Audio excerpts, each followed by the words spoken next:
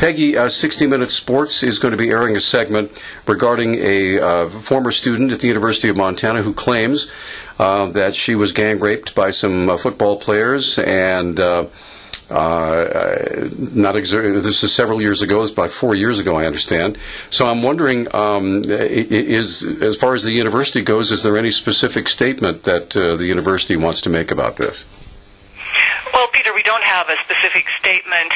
Indeed, we were aware of the piece, although we have not seen it ahead of time. I can say this was one of the cases, frankly, that has led to changes at the University of Montana campus regarding policies and procedures and regarding our enhanced education about sexual assault. All right. Now, I know that one of the things that came out of this whole investigation from the from the Department of Justice and the Department of Education, and all that went on there was something called PETSA, right? Oh, yes, that's correct. Actually, it was something that began even before the Department of Justice was saying that we needed to have some kind of additional student training.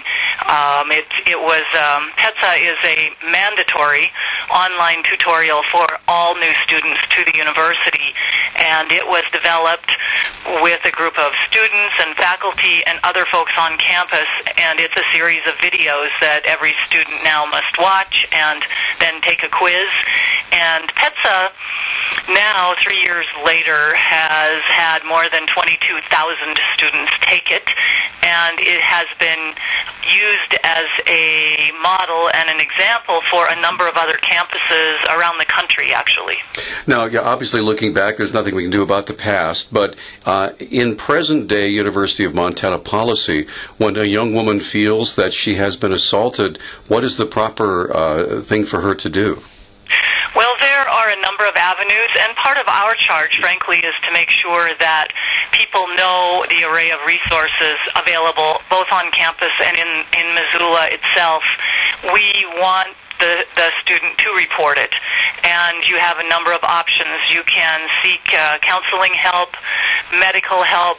You can go to the police. You can go to other law enforcement officers. If you're seeking confidential counseling and medical help, that's one avenue where you can get a lot of resources, and you have a choice on whether you want to move forward and have the police involved or not. There's just a number of options. The important thing, too, is we want students and, frankly, everyone at the university to know that the Title IX officer, that's the person who also is in charge of equal opportunity and affirmative action. The Title IX officer is the person who would want to receive reports, and we encourage people to talk with our Title IX officer, Jessica Weltman. So there's a number of avenues. The important thing is that a student or an employee or anyone feel comfortable enough and that it's important enough that they report this to someone who can help them. Well, now, once this airs, and I'm sure there's going to be a lot of folks around the nation who are going to be calling the University of Montana saying, what's up? Is this basically what you're going to be sharing with them about our present policies? Well, we're happy to talk about present policy. We've had just a number of changes in the last 3 to 4 years, and a lot of it has to do with education.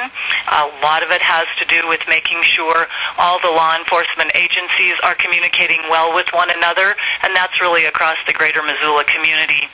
I think we have really worked in the last number of years to assure as much as we can that the university and the campus are a safe living and learning environment. And truly, we just don't want this kind of situation to happen to anyone who's in our Missoula community or on this campus.